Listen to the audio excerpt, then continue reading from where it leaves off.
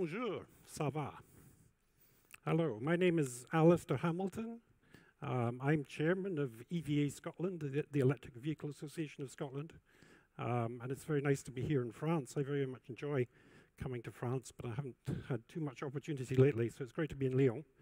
And welcome to this session on urban mobility, which I think will be we've got a very good keynote and an excellent panel, so I think we're going to have a very interesting debate, which hopefully you will enjoy and find informative also.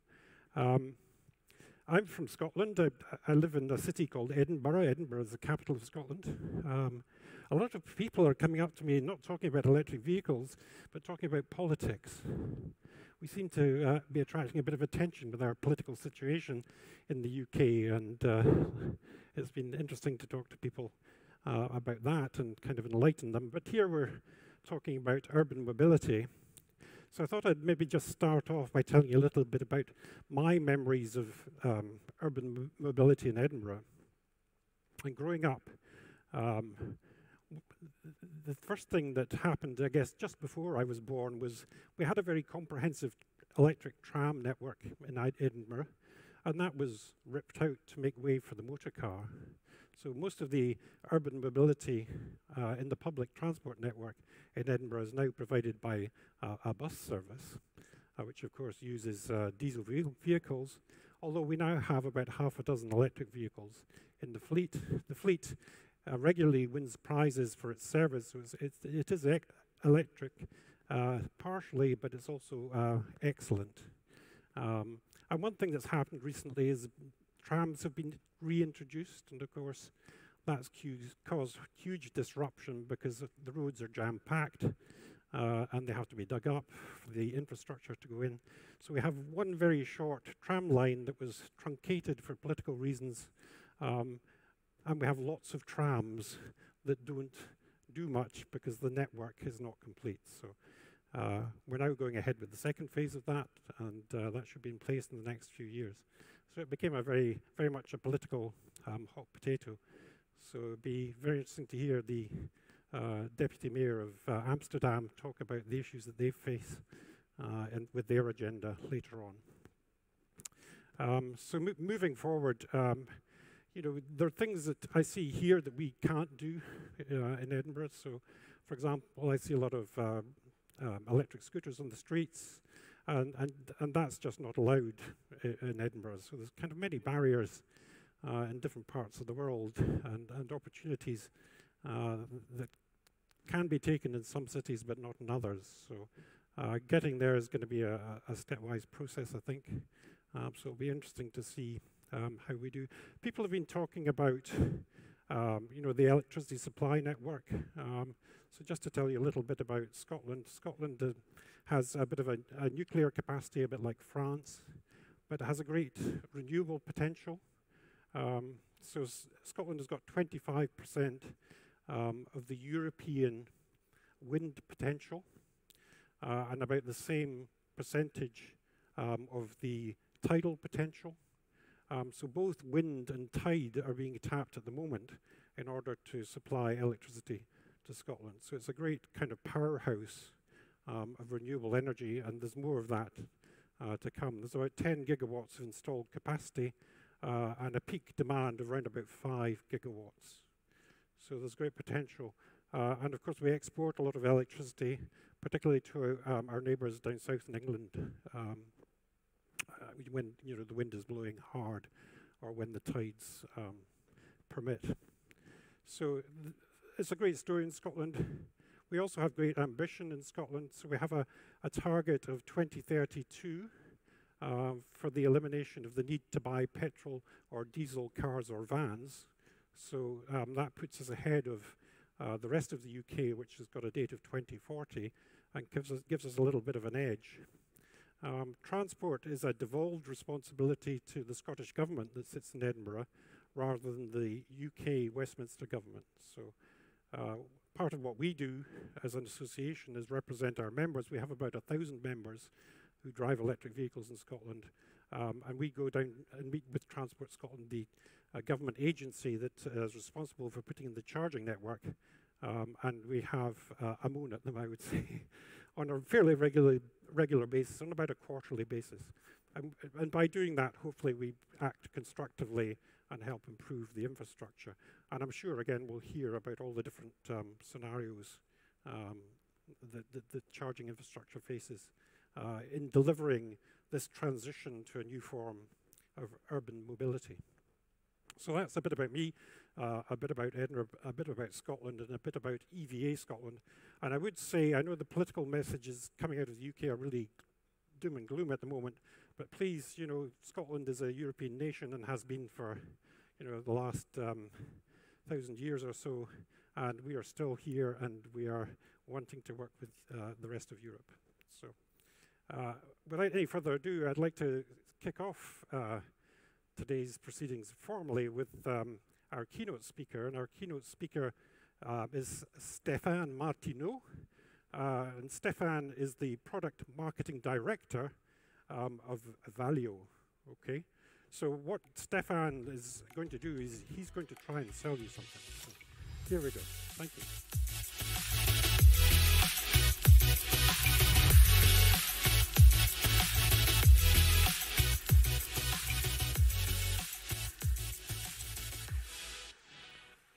Well, thank you very much for this kind introduction, and good afternoon to everyone in the room. It's really a pleasure for me to be here today.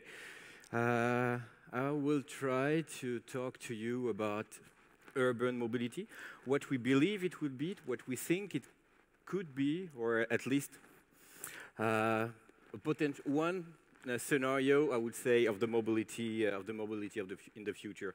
I'm going to give you a first scenario of urban mobility.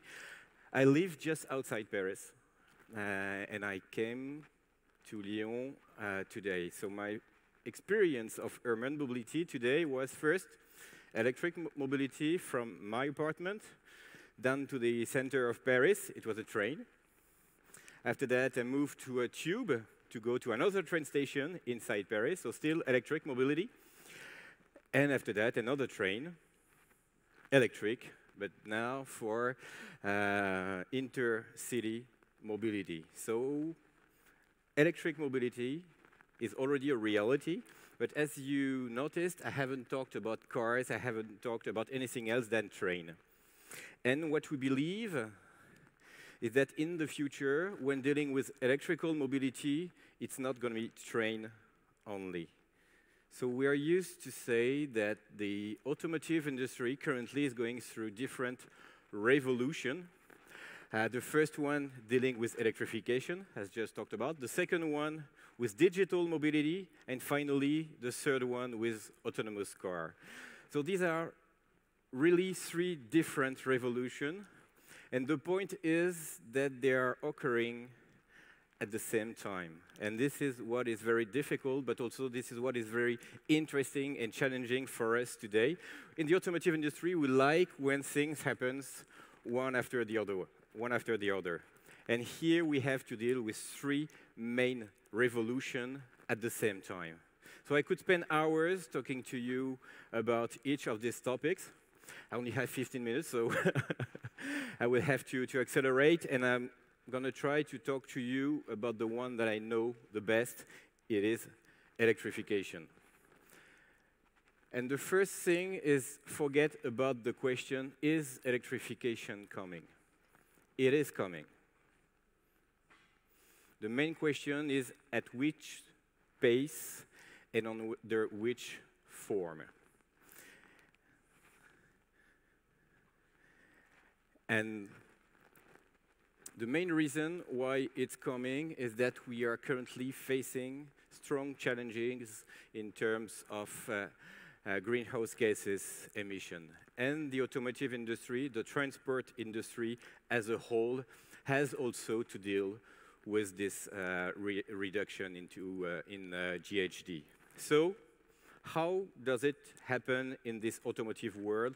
Mainly, it's going through regulation. All over the planet, regulations are being put in place to be sure that the transport industry is willing to reduce its CO2 emissions. And that's really a global question. The second reason is that diesel is losing step in the global transportation world. Diesel used to be over 60% market share in Europe, for example, a few years ago. It has gone down recently to a little more than 30%. And we see the same kind of effect in India. More than 50% a few years ago, down to 23% right now. These two markets, India and Europe, were the markets with the highest share of diesel.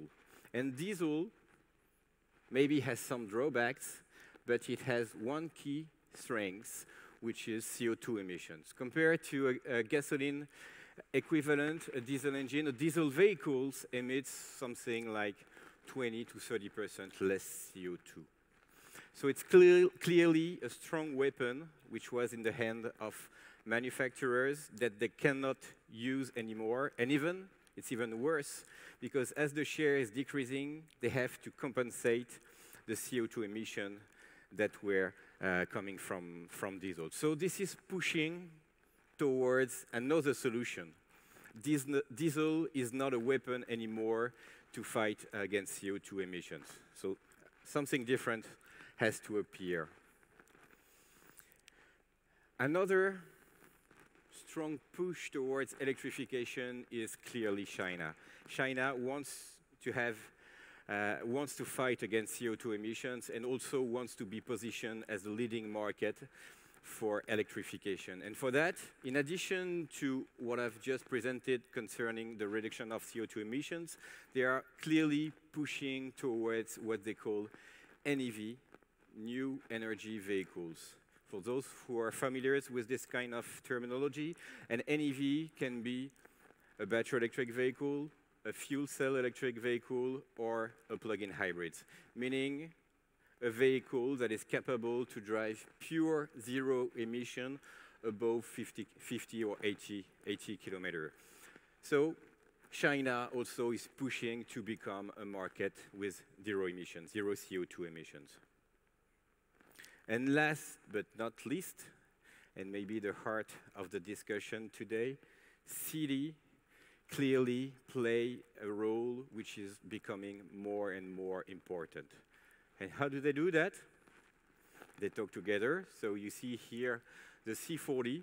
It was called the C40 because at the beginning it was an organization composed of 40 different cities around the globe. There are now more than 90 cities which are willing to reduce whatever kind of emission, noise, pollutants, and also CO2. And why do they have a so important role in the electrification of transportation? It's simply because they want to ban vehicles with internal combustion engine. So it should start in 2025 for a full ban of diesel engine in Paris, Mexico, Athens, and Madrid. So this should be the first 4 cities to completely ban diesel vehicles, not only the oldest one, like it is the case in Frankfurt, for example, today, but any kind of diesel engine. And then, sometime, maybe 5 or 6 years later, it is assumed that it will be the time for any internal combustion engine. So this creates a real need for an alternative in terms of mobility to vehicles, to any transportation device with an internal combustion engine, be it gasoline, diesel, or whatever. So clearly something electrified. So what does that mean for the mobility industry? It means that we have, you've seen it, 2025 is just 6 years from now. So it means that all the mobility industry will have to transform itself. So basically, I've been talking to you about my experience this morning, but most of the trips within city currently all around the world are still made in cars. with internal combustion engines. So this is already changing, and the change, the transformation should keep on going with the time coming. And what we do believe is that we are going to see a multiplication of solutions for urban mobility, be it two-wheelers, three-wheelers, four-wheelers, like cars, but not only, and that what all these solutions will have in common is that they will be electrified. 100% electrified in some cases, and sometimes a little less. But all these solutions will be electrified, and which means that we will have a lot of diverse solutions to offer to people willing to move in urban areas. So this is just an example. You see, this is the mobility of the future. I should not say in the future because it already exists in India. So it's a three-wheelers. India is the first market in the world for the three-wheelers. The particularity here, it's an electric three-wheelers, 48-volt electric three-wheelers. 2 million three-wheelers have been sold last year in India. 40% of them were electric. So it has started, and it is not really the start. It's already one step ahead. Another solution that we believe will grow also in the future is very simple cars, something designed exclusively with in mind urban mobility. So a small car that don't take a lot of space on the pavement, that you can park quite easily, and that has been rethought for urban mobility. So a small car, not a lot of power, because in urban condition you don't need to drive at 200 miles per hour. So between 50 and 100 kilometers per hour is a good limit. And a very small battery size, because in city you don't need to drive 800 kilometers per day. So this is clearly what we believe is an excellent solution to urban mobility and its challenges in the future. A 48-volt light vehicle. To give you an example, in China, this is quite successful in China. Almost 2 million of this vehicle have already been sold in China last year. And it's not the only thing. We are going to see appearing also this kind of new devices. So we all know buses. Some of them are moving electric. But we'll see also in the future what we call robotaxi, so smaller taxi, but with autonomous driving and electric powertrain. And all this also can be done in 48 volt. So for sure, there are going to be new mobility devices. Most of them will be electric, but we believe that the car will still have a role in the city of tomorrow. And a good way to propose mass production, mass adoption solution of electrification is to move this internal combustion vehicle towards 48-volt mild hybrid. In inner city, in urban areas condition, they offer between 30 and 40% reduction in terms of CO2, and they offer the same kind of reduction in terms of pollutant emissions. So this is clearly an excellent solution for urban driving. And in addition to that, if you consider that having to restart your internal combustion engine sometime is too much, then you can move to what we call the 48-volt plug-in hybrids.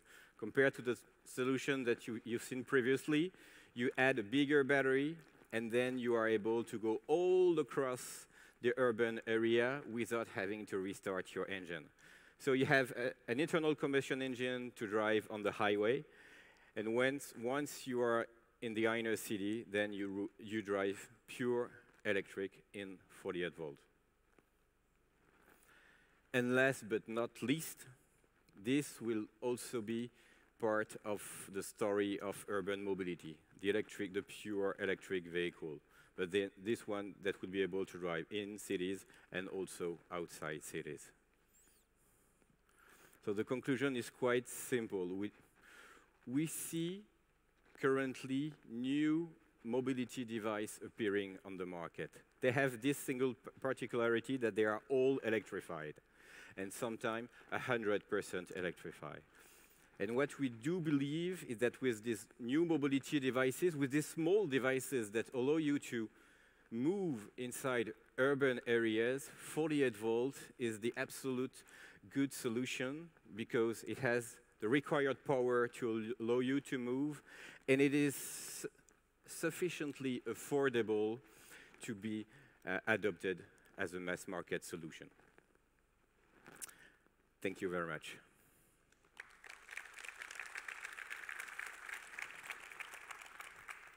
Thank you very much, Stéphane. That was a very inspiring talk.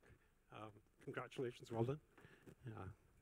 So if you have a seat, what I'd like to do now is invite the rest of the panel to come and take seats on the stage. So we have 5 members of the panel, so if they'd like to come forward just now. So please welcome them.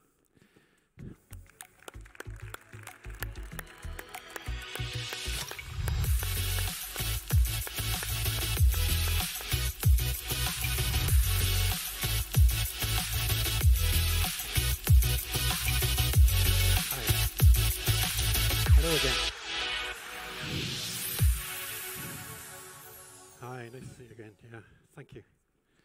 Okay. Have a seat. Okay. I'm going to start off by asking our keynote speaker 1 or 2 questions. You said at the very early part of your talk that electrification is the way we are going to go. There's no doubt about that. The question is the speed.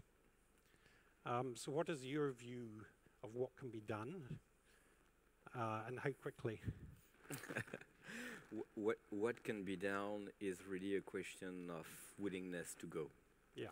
There are some targets which have been given all around the planet in terms of CO2 reduction. Yeah. But I would say the automotive industry as a whole, I'm also talking for light devices like 2-wheelers and 3-wheelers. We are talking about an industry which is used to make huge investment that last long. So before making this investment, this industry needs to be sure that they're going to last long enough. And clearly, one key point is to reassure people to invest in this technology. Everybody knows it's happening. It is coming. The question is, how fast is it going to come? And do you see that investment coming? Sorry? Do you see that investment coming? We see investment coming in all the required fields of electrification. We see investment in batteries. We see electrification in all the subsystem of hybrids, plug-in hybrids and electric vehicle. The question is it going to be sufficient? We already see it's quite public, a shortage in terms of battery. We see also some shortage in terms of electronic components. Yes. So this is a question of the past. Yes. The investment haven't been done fast enough in the past. Now it seems that whole industry is moving towards accelerating these investments, but that is going to be the key. Are we able to produce everything, the whole system, the whole ecosystem fast enough? And what can we do to accelerate that process? Sorry? As individuals, what can we do? Members of the audience, what can we do to accelerate that progress? That's quite a good question. I'm not really sure everyone can help towards investing. What needs to be clear is the guidance. The guidance that will come from politics. Okay. The guidance that will come from city. We need to have a clear framework in which we know that investment will not be lost. Yeah. Okay. The other thing you said was what is coming is very simple city cars. I think you had, was it the battery capacity was 35 kilowatt hours? Is that what I understood, or was that the the battery, you are talking about the small car with 2 seats, and currently it's, most of these vehicles have a battery which is around 15 kilowatt hour, which allows them to drive more than 150 kilometers. Right, okay. I mean, what we see in the exhibition, going around yesterday in particular, there's a lot of very old electric vehicles on shows, some dating from the 1900s, some from the 1940s. Yes, you know, we have one on our booth. Yeah, it's wonderful. I've been taking pictures and tweeting them back home. So obviously the basic technology has been around for some time, and there's a great movement to very high technology in terms of autonomy. Level 5 autonomy, for example. So there's that trend. But what you're saying is that maybe in cities we need something that's much simpler. Yeah, we need something more simple, but everything that improves efficiency is good to take, I would say. Absolutely. One key thing for electrification, be it for hybrids or electric vehicle, is the battery, because the battery is the largest part of the cost. Yeah. So if you want to reduce the battery cost, you need to reduce the battery size. Yep. And if you have a good powertrain, for example, one of ours, with a very high efficiency, so be it on the charging side, on the motor side, on the inverter side, efficiency is key. The highest it is, the lowest the battery gets. So that was, just to be clear, that was product marketing just there, so which is very good. Okay, thank you very much. That's a very interesting talk. I really enjoyed that.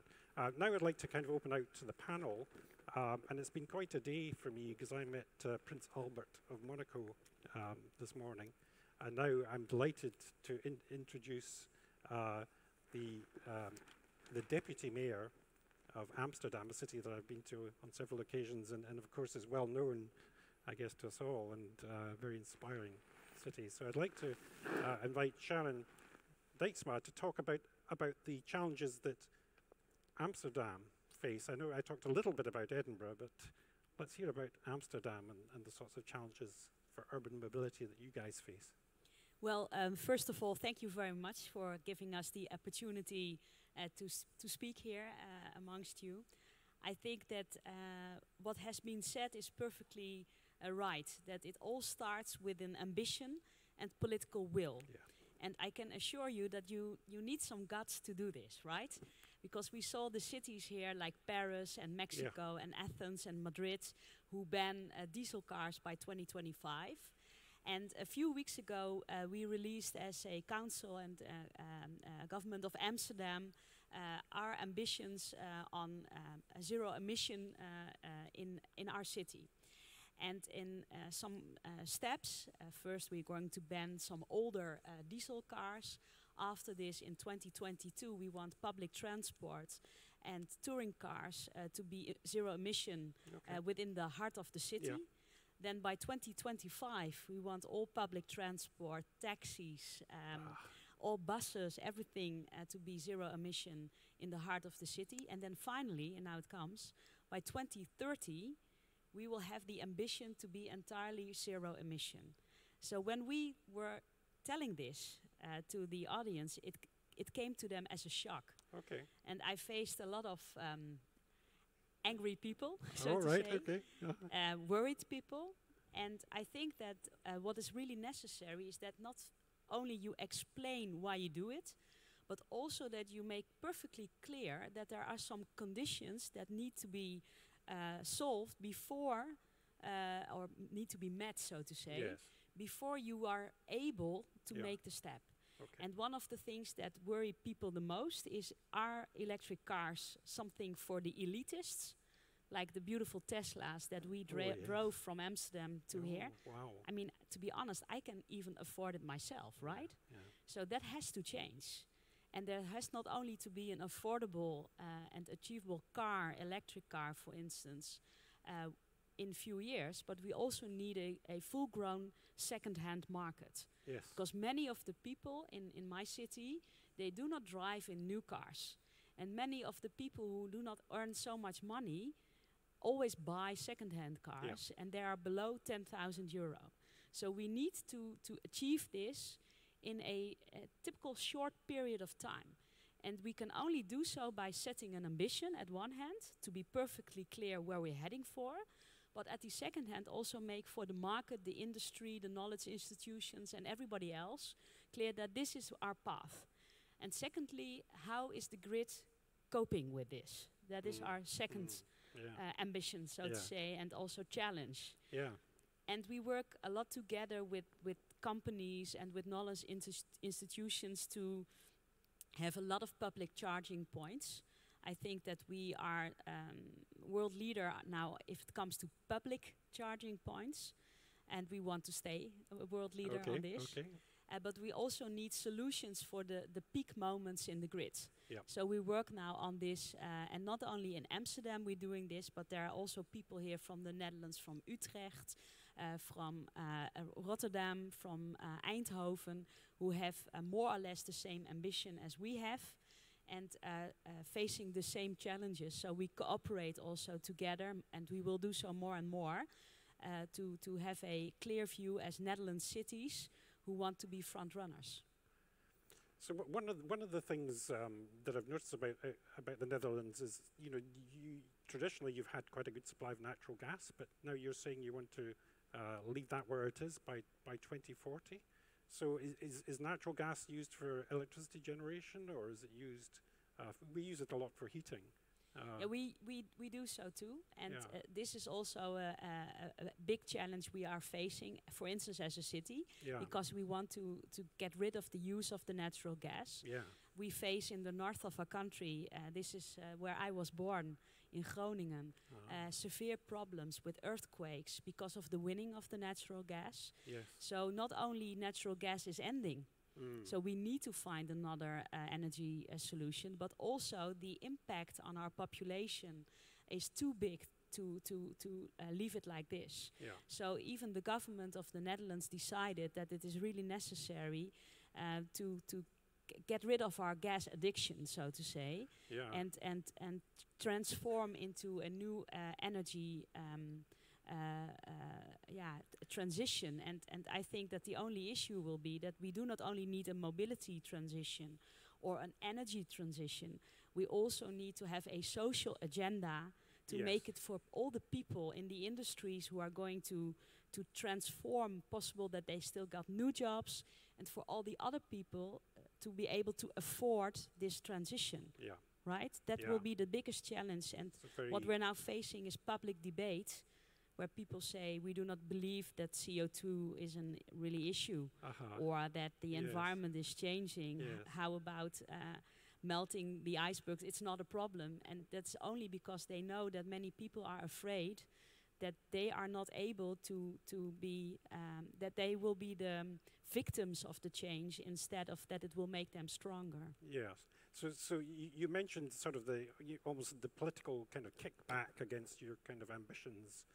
And you're kind of talking about taxis. So, one of the communities in Scotland who've kind of been a little bit scared by what our government are proposing, which is kind of similar, are the taxi drivers. So, I mean, is special provision being given to them to convert their fleets over? We now see electric taxis in Edinburgh. In London, I saw just going between King's Cross and St Pancras, which is about 100 yards, I saw about 3 or 4 electric taxis in a rank. So these are coming. Are they? What's the kind of political kickback that you're seeing on the ground?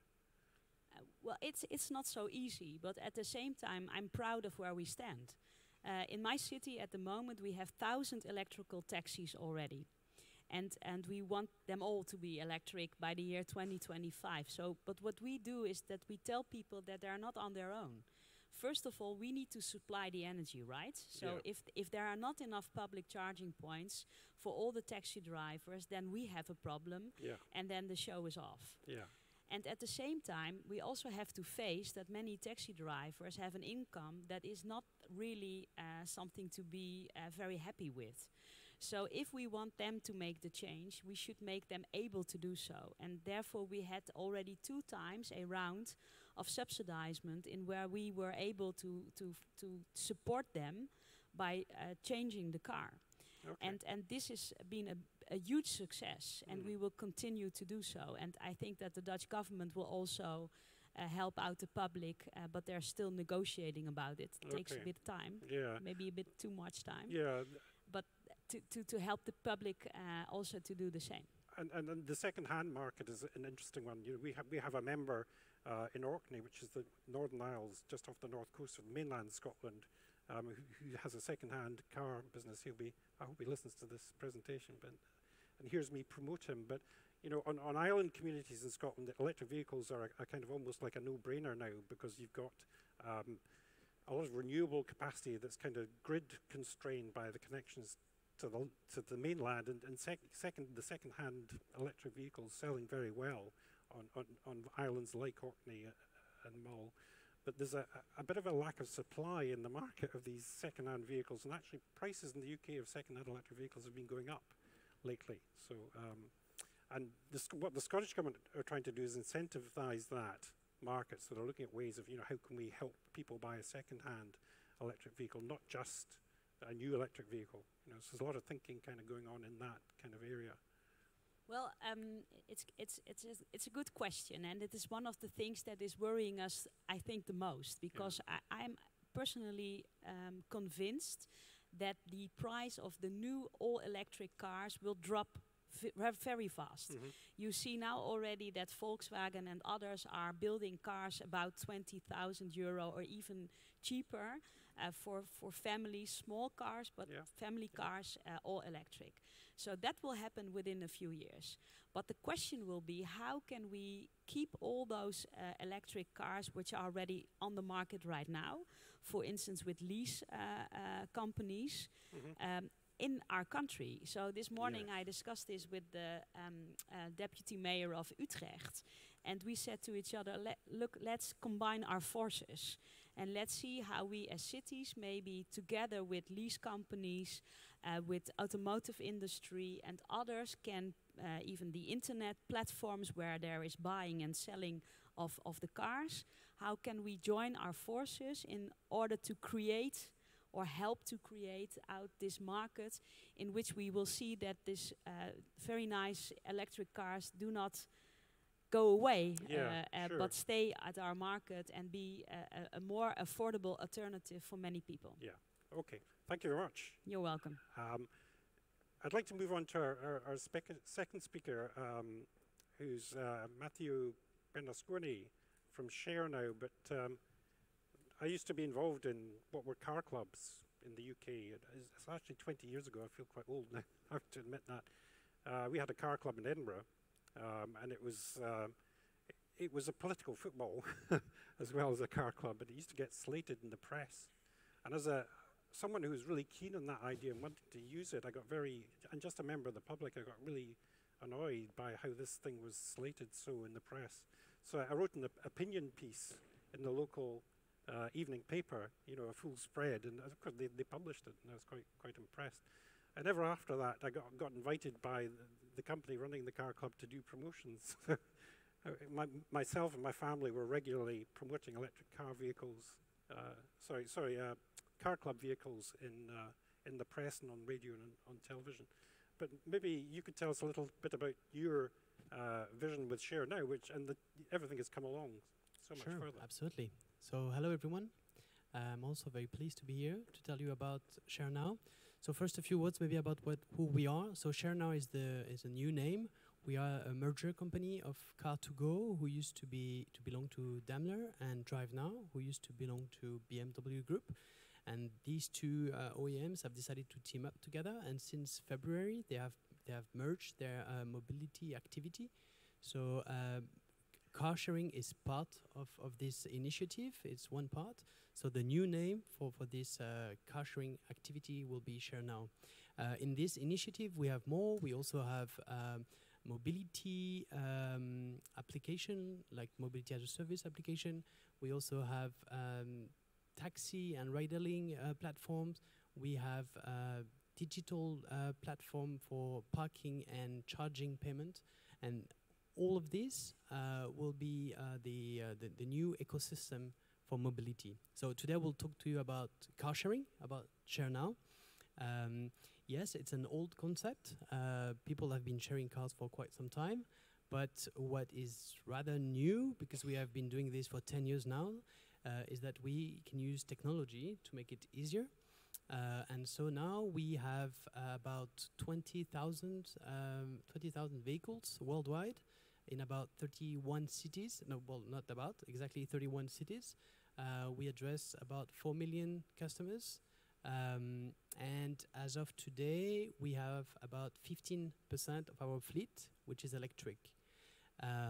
But it's growing. By the end of this year, we will have in Europe 25% of our fleet electric.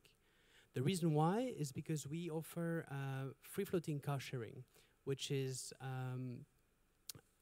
really same as car sharing, except that we don't need dedicated lots. We just spread the vehicles around the city, and people look for the closest or the one that matches the best with their criteria. Then they just open the car with the app and then use it. We rent the vehicle by the minute, and I'm sure you know very well how to go in Amsterdam. Why is it important? Why we think it's important is because free-floating car sharing is a psychological trigger. If you make a survey and ask people why they keep a vehicle if they don't need one to go to work, they will very often say that it's because on that special occasion they want to make sure that they will have a solution to go to visit this relative or to do this and that, and they want to keep the freedom to move whenever they want. And this is what we bring. This is exactly what we offer. We offer the freedom to move around whenever you want. It could be at 3 in the morning. Doesn't really matter. You don't need to plan anything. Just take your app, look for the car you want, open it, and there you go. So this, I think, is why free-floating car sharing is important in the ecosystem, because it brings this freedom that people who keep their car are afraid to lose. And then we can help in this transition phase. We can help people to get rid of their cars. We can help having more people in public transport use bikes, scooters, walk, whatever, and just move forward in this transition. Once we do this, then we start earning positive things like it's less traffic, it's more space, it's less CO2 emission, it's less local emission. So it's a very positive process. Then if we move to electric, I said we will have 25% electric. Then we also synergies with the electrification of our vehicles. Because people use our vehicles for short trips, then it's perfectly fine with EVs that are already available on the market. And to operate these fleets, we need infrastructure. We will use this charging infrastructure.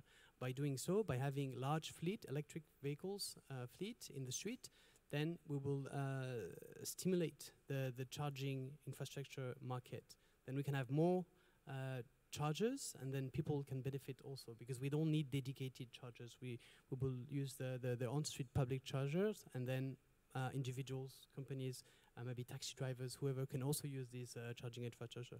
And when you come with several hundreds or thousands shared electric cars, then you can develop further the charging infrastructure. It's also more electric cars that people can see, can test, so that we can convince them, if they really need one, to buy their own. It's also a way to increase the production for OEMs, because you need to start this market. It's growing slowly, and it will grow faster and faster, so they will need also to deliver these electric vehicles. And if I look even further about the future, like our colleague did, we think that free-floating car sharing is a step toward autonomous vehicles. So it's as soon as these vehicles will be available, we don't know when exactly. This is like the big question in the automobile industry at the moment, but doesn't really matter when.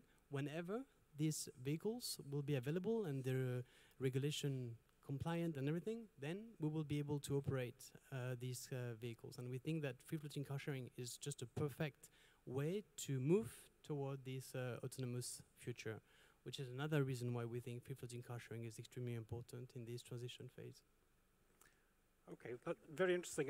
Just thinking about my own experience, I think you're talking about there's a kind of mindset shift you have to go through to go from being someone who owns a car and drives a car and is used to that kind of model, and then going to car sharing. And I had a colleague at work who was from Switzerland, and he couldn't understand why Scottish people couldn't just, happily live with a shared car, with the car clubs of 10 or 20 years ago. So it's getting that kind of mind shift, and then there's a similar mind shift really when you go electric. So in a way with electric car sharing, you've got kind of two mindset shifts, which I guess, you need to convince, drivers to do, but certainly the experience in Edinburgh, where we do have electric vehicles in the car club that still runs, of course, is that they're very popular. But the issue of recharging as well is an interesting one. How do you ensure that a person who's going to an electric vehicle can undertake their journey with sufficient confidence they have the range in the vehicle? How's that handled? So this is also thanks to this technology, because as an operator we have all the information of the vehicles, including the state of charge. So it's rather easy for us to define when a vehicle should be recharged. The way we have different ways of operating pure EV fleets. So we are able to operate EV fleets without on-street infrastructure in case it's needed. This is the case in Madrid, for instance, where there is no on-street chargers. So then we just combine all the tasks that we have to do to perform on the vehicles, which are cleaning, checking, or whatever, or just rebalance the fleet, like move one vehicle from a low demand area to a higher demand area. We take all. I mean, every time we have to go to a vehicle, then we take the opportunity to recharge if it's necessary. And to do this, we go to hubs, to charging hubs that we have around the city. They are not on street; it's off-street charging, but it works. And the other way we have is whenever the charging infrastructure is available on street, like in your city, in Amsterdam, where there are a lot of on-street chargers, then we incentivize our members to plug the vehicle at the end of the trip. Yes. It's never mandatory, it's up to them, but in case they are happy to do it, then we will give them back some free minutes. And then that's a vehicle that we will not need to recharge ourselves. Yeah, so you say you're operating in 31 cities. Yeah. Are you operating in different continents, or is it? Yeah, absolutely. So yeah, I didn't say. Thank you for raising this point. So it's basically half in North America, in the US and Canada, and then in Europe. So mainly, I mean, Netherlands, Germany, Austria, Spain, Italy, France now, the UK, Budapest in Hungary is our latest operation. So I know you're working in London, I think in the UK. So have you any plans to go to my country, Scotland? Why not? Good. We have a very ambitious plan to develop. This is being discussed at the moment. Sure. Yeah, we're happy to discuss any opportunity. It'd certainly be great to see, where I come from, the development of the car club model, which I've been associated with for 20 years, to that kind of electric vehicle, and the free floating idea, where you don't return it to the same bay, but you can you park it any, how does that work? Can you park it anywhere, or does it have to be in another bay that's just? No, we're not talking about bays. It's just like we usually have an agreement with the local authority, with the city, and then our vehicles are authorized. They're allowed to park on any paid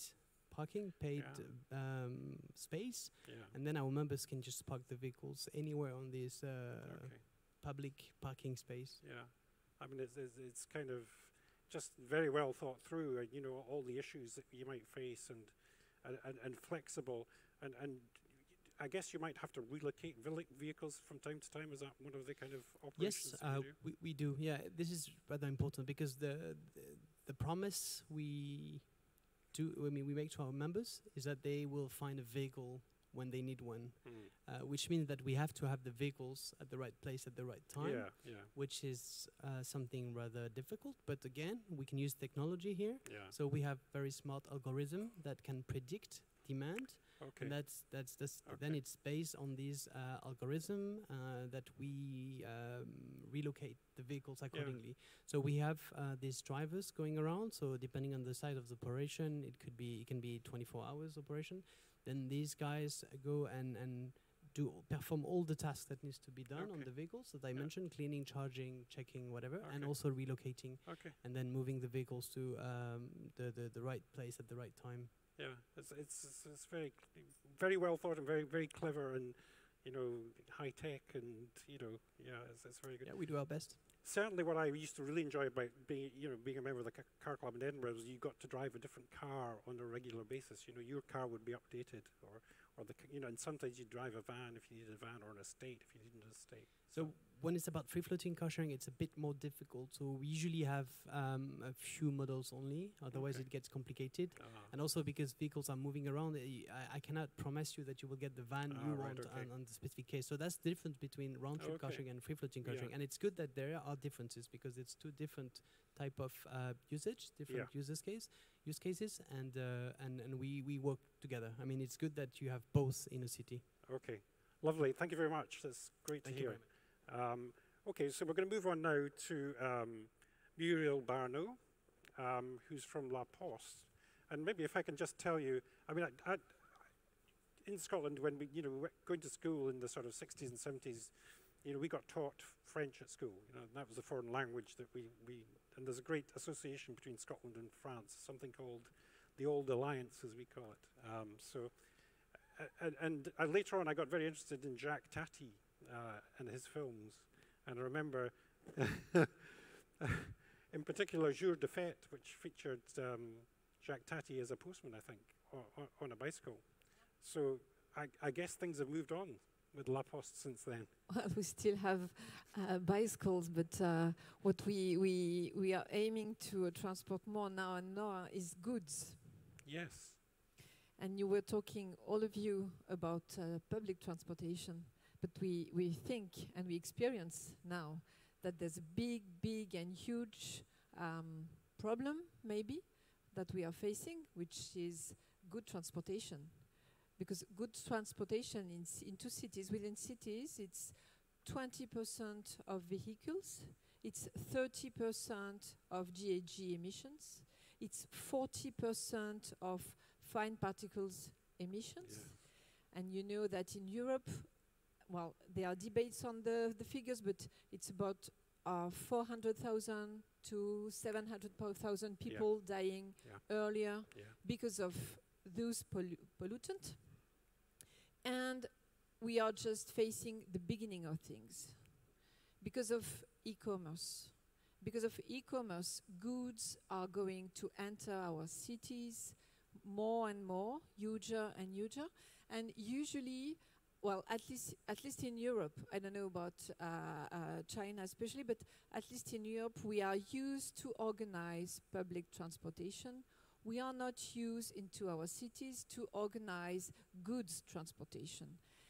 And it's a bit like the Far West. You come, you enter cities, you stop your truck, you push trucks more and more, trucks or small vehicles, and then you just pollutant everywhere, that's what you have. So in La Poste, yes, we have bicycles, but we also have 3 and 4 wheels vehicles. And we decided a long time ago that we needed to operate those cities on a soft way and low carbon print, which is something we care about since a long time. You may know that you were talking about Jacques Tati. I won't go that far, but you should know maybe that in 1973 we had electric vehicles. Yeah, and even in 1913, so at the right beginning of the century, the 20th century, we had electric vehicles. And you were talking, Stéphane and Sharon, about something which is very important. It's cooperation and an ecosystem.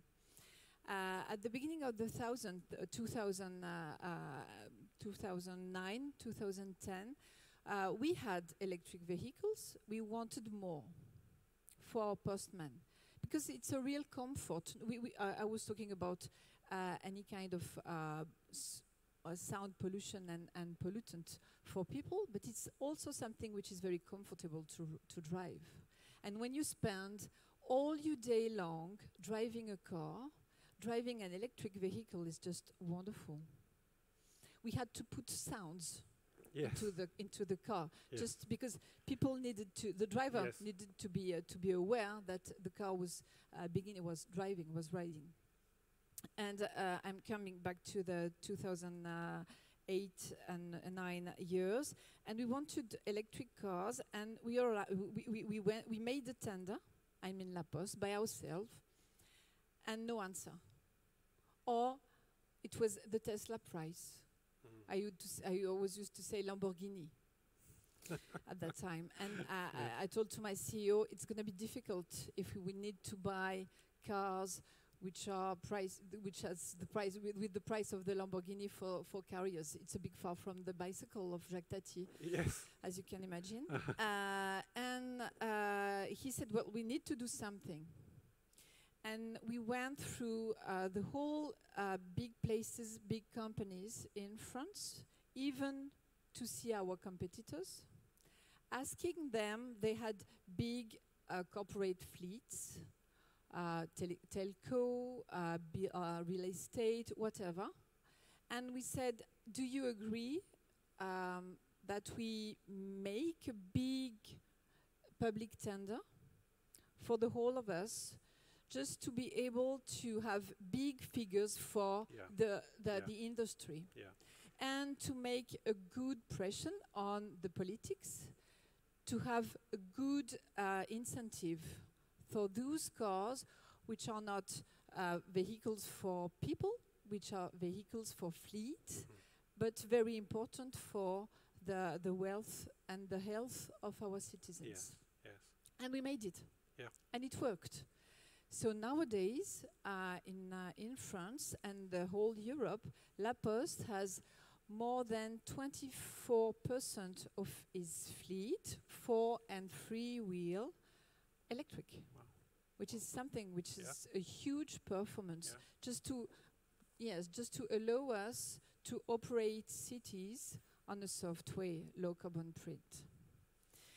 And of course, growing, the way the e-commerce is growing is a big and huge question. When we're talking about urban mobility, we're talking about urban logistics. And what we are now saying to people, especially to people from cities, is just regulate, ask for big tenders, just to have organization and to regulate the way we're going to operate those cities. We are saying it's something which is possible. We do it nowadays in 15 cities, big cities in France. We are able to do that all over Europe. So please help us to have something which is healthy for our citizens, because it's going to be stronger and stronger all over Europe and all over the world. Okay, so if you were to remake Jour de Fête, remake the film, what would the new Jacques Tati be? What vehicle would they be in La Poste, in a rural type situation? God. Sorry, that wasn't one of the scripted questions. Nowadays, you would drive an electric 3- or 4-wheel vehicle, and I hope the day is coming an autonomous car. Yeah. As regards autonomous car, we don't want to save someone. We don't want. What we want is someone being able, the Jacques Tati, being able to call you and say to you, I'm coming, or I will be a little late because of, I don't know, traffic jam or whatever, and just to be able to interact with you, just preventing you that he's coming. So we talked a little bit about changing mindsets with people, and I guess La Poste, you're dealing with your employees effectively who are going to be driving electric vehicles. What's the kind of reaction of drivers? Do you know when the problem came? The problem came when we said, it's over, we're going to stop our electric vehicles. Oh. Yeah. And our postman said, are you kidding? We want to keep them. It's really something very comfortable. What we had to learn, and we did a very good and high job on eco-training, because depending on the way you're driving, then you've got something very big differences on the way you're using the battery, okay? So it can be huge, I mean more than 20% less or more depending on the way you're training. Yes. So we had 80,000 people eco-trained, and we were able to provide that to our consumers too, our customers. And that helped them to just to monitorize, I would say, a better way the autonomy. Okay, but there was no question of acceptance.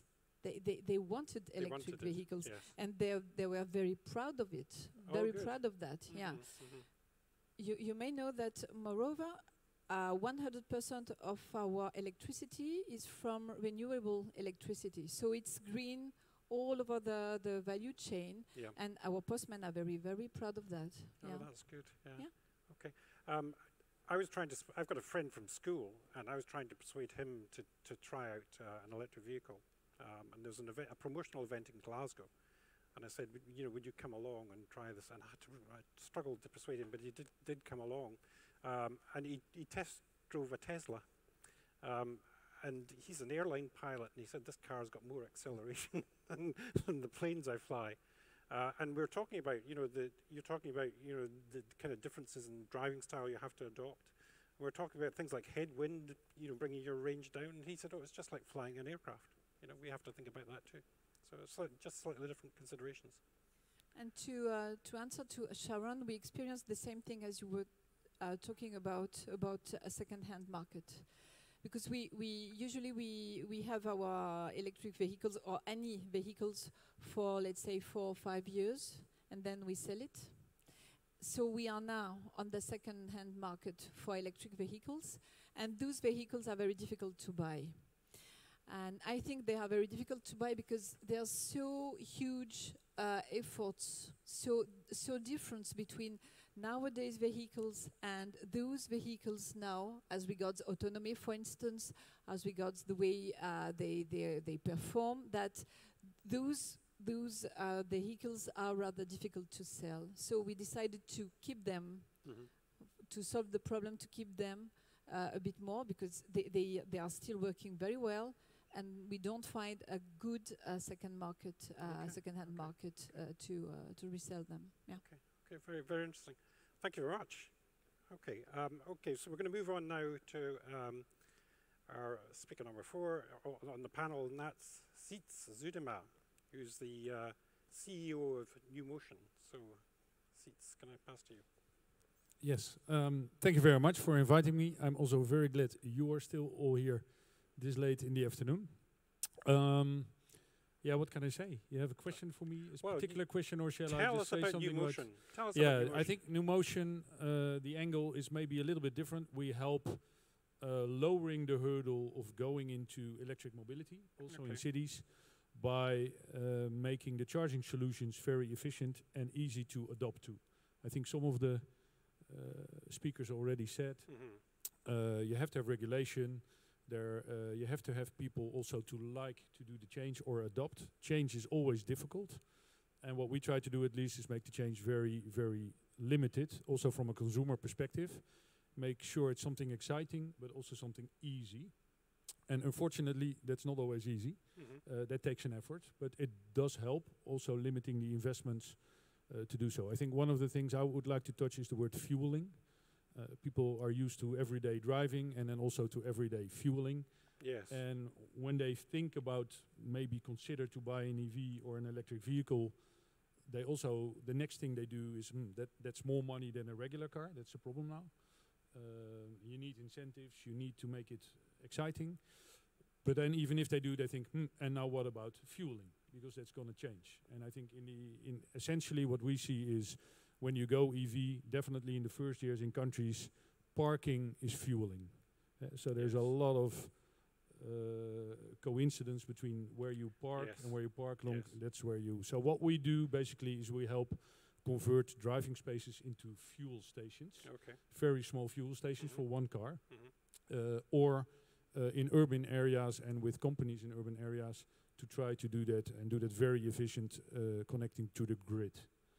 I think that's also why we're here today and why we signed an LOI with Amsterdam. Yes, I saw that, and maybe it's just also fun to give pragmatic examples of what it takes for a facility manager in a company. We have a large consultancy firm in Amsterdam. and they were very much stimulating their workforce, their employees to drive EVs. 200 seats in the office, 100 people driving an EV, so the guy keeps ordering charge points. For a charge point manufacturer, I mean, good business, but the way we try to treat it is he got fed up, of course. After the employee number 100, he had to order another charge point, number 100. And you can do that more efficient, because if you come to realize use patterns, everyday commute in Europe even is 38 kilometers. So you don't have to charge a full battery. You only have to charge, well, I think in the Netherlands it's probably even 30 kilometers. Yeah. So that is the equivalent of 6-7 kilowatts. Yeah. On a 22 kilowatt charger, that's less than an hour. Yeah. It's so 15 minutes. This is getting back to the keynote point about Yeah. smaller cars with smaller batteries. And so what our customer was building and ordering was everyone comes in at work at 9. Yeah. Everyone connects to its charger. You get a huge peak, Yeah. which is really expensive. You need to upgrade the grid. And after 1 or 1.5 hours, of course, they're all full. Yeah, yeah. So there's no use for all the chargers. Yeah. So that's where we help. That's where we have what we call dynamic power sharing. Okay. So we Yes. just Very important. figured the behavior patterns, the amount of kilowatt hours, and you make sure you only have 20 chargers in that office rather than 80 or 100. But then you come into consumer behavior. Or driver behavior, because if you're a little bit late in the office, some people are. I always tend to be a little later than the traffic hours. Then they're all full. Yeah. But you need to charge to go back. You want to charge. So we build apps and very simple stuff where you can actually reserve a charge point. Yeah. And you can actually say, if your charge point, we can actually see. We have a whole ecosystem where we can see that battery is now full. And at that moment, it pops up. You're the first in the waiting line, and you can actually have a chat with that person. Yeah. And you can ask, can you move it over lunch or something? Yes. And then it will only charge your car. So also, you don't have to be anxious that someone else gets in there. So you have time. You can still finish your work or your meeting. And those kind of stuff does really help. It does. I mean, this pragmatic issues that we already currently have. Yeah, I mean, the issue I have at work is, I drive to work, and if I am late, like you've bravely admitted you are sometimes, then the bays can be full. I mean, we went from 1 bay last year to 10, and 1 bay we were having to share emails and telephones to work out when we could get on that charger, and you're lucky to get on it maybe once or twice a week, because people who come in early kind of get on there first. So some kind of way of dealing with that kind of issue. And now, of course, the 10 that we have now, after a year, they're all full too, so we need more, So the kind of, in a way, with the electromobility, it's build it and they will come, seems to be the message, that I'm seeing from my experience. But formalizing it and making it easy so that these barriers are not there, and I guess you're reducing kind of charger anxiety. I guess you might, whether you can get on it. Exactly, that's right. Yeah. Yep. Yeah. Maybe to elaborate a little bit more on the fueling thing then. Sure. I think that is more in relation to V2X. What we also signed today is bear in mind the batteries are full. Maybe 30 kilometers is out there. That means you're sitting on energy in the car. Yeah. It's basically mobile energy. So if you're able also to tap it from the battery, from the people that don't need it, you can actually charge the car who needs it, who's the next car in the same parking lot.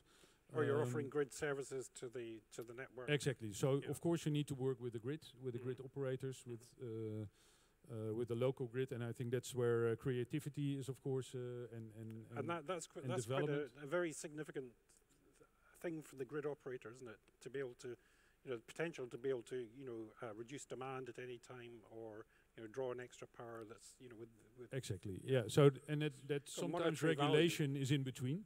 So you're not able to, because regulation says you cannot deliver as a personal owner of electrons. Yeah. You cannot deliver them to the car in the next line. Yeah. So you need regulations. You need a lot of things to be done by governments.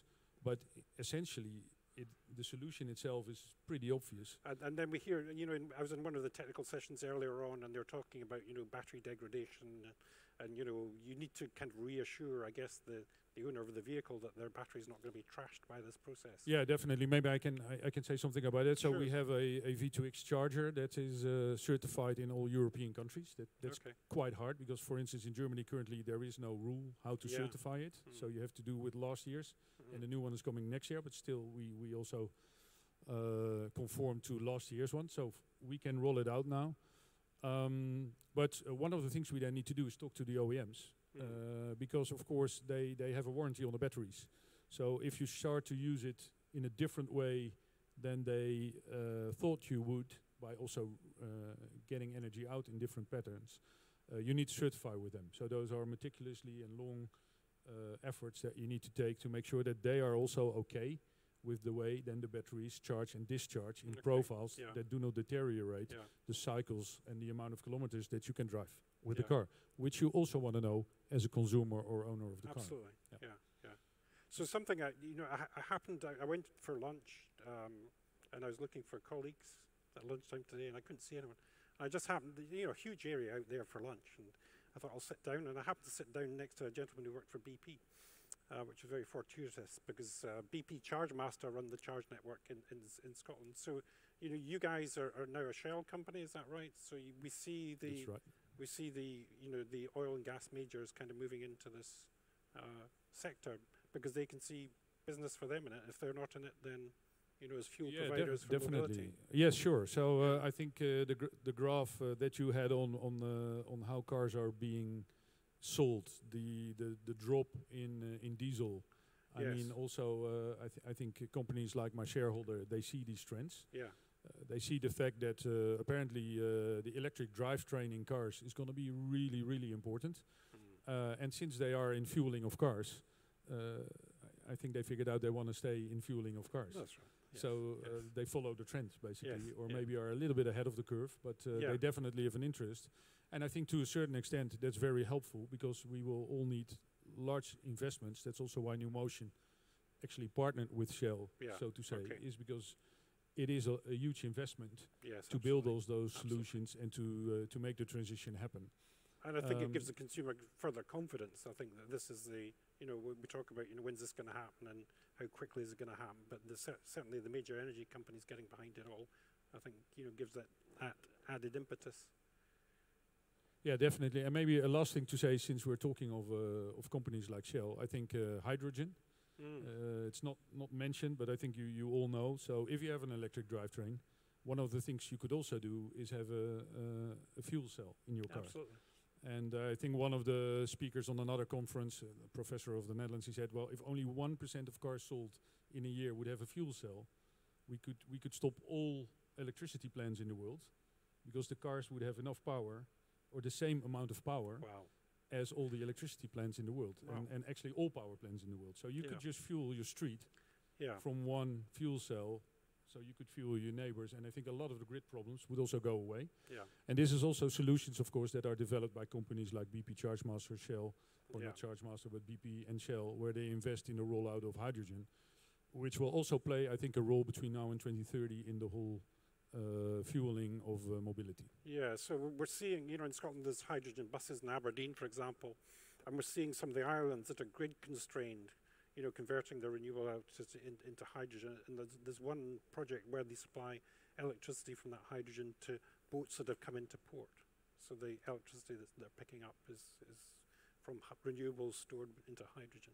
So, yeah, definitely. But I think you first need an electric drivetrain in your car and a small battery. And I think this is the challenge currently for the OEMs, for the car manufacturers. I mean, they are used to make combustion engine with strange stuff that rotates and translates, and you need lubricants, and they need to learn to buy copper wiring.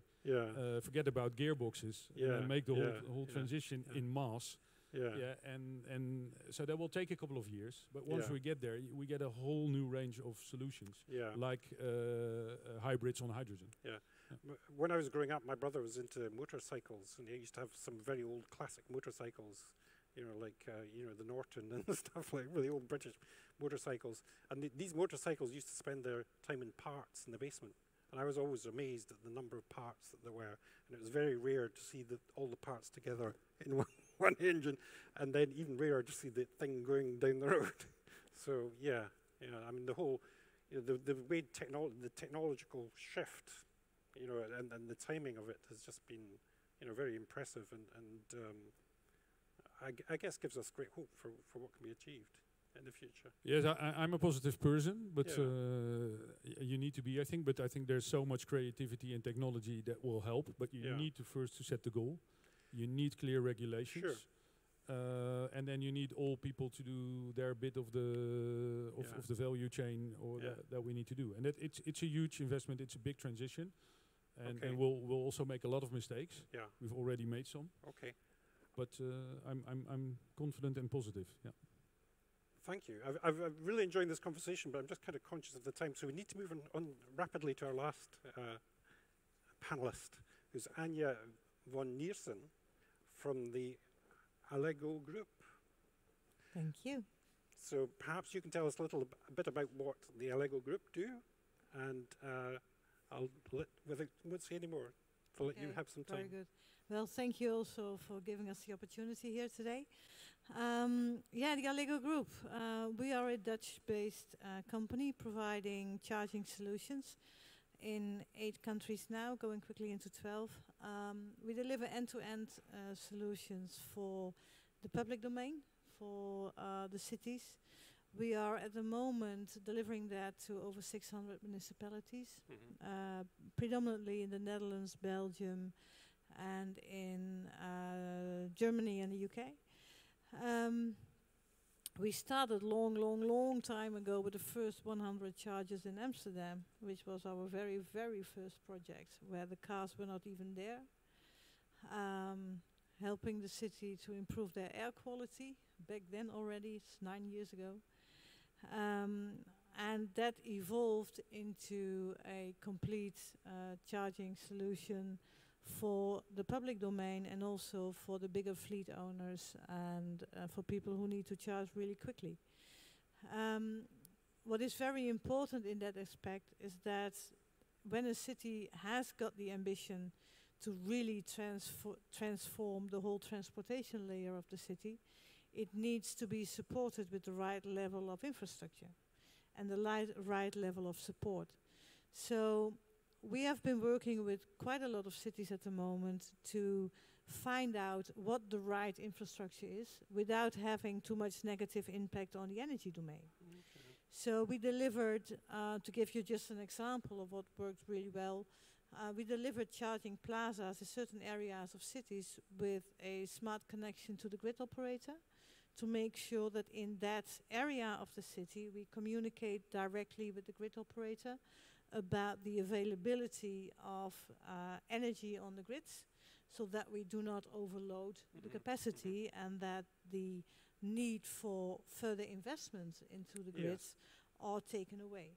So to provide the right solution on the right spot, and do that in a smart way, in the sense that you are not overloading the energy system, and simultaneously provide the right charging services to the customer, whether that is a taxi driver, so we are providing all the taxi charges for the city of Amsterdam, and also the bus charges for the city of Eindhoven, that the specific customer is getting the service that he needs to fulfill his daily task. And that is different if you drive a postal van, which has a certain area, or a public transport bus, or if you provide the services to an Amsterdam taxi driver who really earns his business with this sort of. So I think that is really giving us a certain edge. We put a lot of intelligence in developing the right systems and doing the right data analysis, so that we can predict exactly where the charges should be, with what type of services and on what speed. To make sure that the infrastructure in the public domain is at the right speed, at the right place, and also fully utilized. because I also firmly believe that putting charging infrastructure into cities without having them utilized is also not what we all want. No. No. So that is basically what Allego is doing. We originated from a Dutch network company and transferred to a French infrastructure fund, which is completely different. Yes, interesting. Which is opening up a lot of perspective and gave us the chance to really grow internationally with our services. Okay, very interesting. In your view, because you're talking about European cities, which cities do you think are leading the way in Europe and maybe worldwide? Amsterdam is a very, very good, good example. That's a diplomatic answer. No, absolutely. No, I'm not so diplomatic. Sorry. No, that's not a diplomatic answer. I think Amsterdam is really doing a great job, and I think it shows also the courage that they are having to really put this dot on the horizon and be confronted with all the but that's not possible. In 92, when people got a mobile phone, people thought they were silly or very important. And if you would ask then people, and they did, if they thought they would get a mobile phone, everybody said no. And then by 2000, almost everybody had one. Yeah. So that's a bit the transition that we are facing. So yes, Amsterdam, absolutely. Eindhoven is doing really well. I'm hoping you maybe think of a Scottish city, but yeah, well, sorry, if you want to have an honest answer. Let me tell you about Dundee, who won the E-Visionary Award at the EVS 31 last October. Yeah, maybe we should visit them. Maybe we can learn something from them. That would be good, no? And vice versa. We never know. That would be really good. Yeah, absolutely. Well, you should all come and visit. Everyone come and visit Scotland. Yeah, absolutely. Okay, what about this business about, in cities we've heard about, people in apartments or, in flats, or we call them tenements in Scotland. Yeah. So who don't have access to on-street parking or charging. How do you address that issue in your vision? Yeah, there are a lot of people who cannot charge at home, who are in multifamily dwellings. What we do typically for that, we have a complete system for that. We provide public infrastructure for them on certain locations, not too far from their homes. Yeah. Always in very close cooperation with the municipality and the grid operator, and make sure that we have these charging plazas where multiple people can charge simultaneously, but always balanced, always smart, and always with the relationship to the grid. Yeah, absolutely. Yeah. Yeah. Okay. As chair of this session, I'm aware that we've got about 45 seconds left, and I've been told by one of our members that they've got to keep a tight schedule. So what I'm going to do in the last 30 seconds is say thank you to all my keynote speaker and all the panelists. I've enjoyed the conversation. I think it's been very interesting and very thought-provoking, and I hope the audience have too. So could I just ask that we thank our keynote and our panel speakers in the usual way. So thank you very much.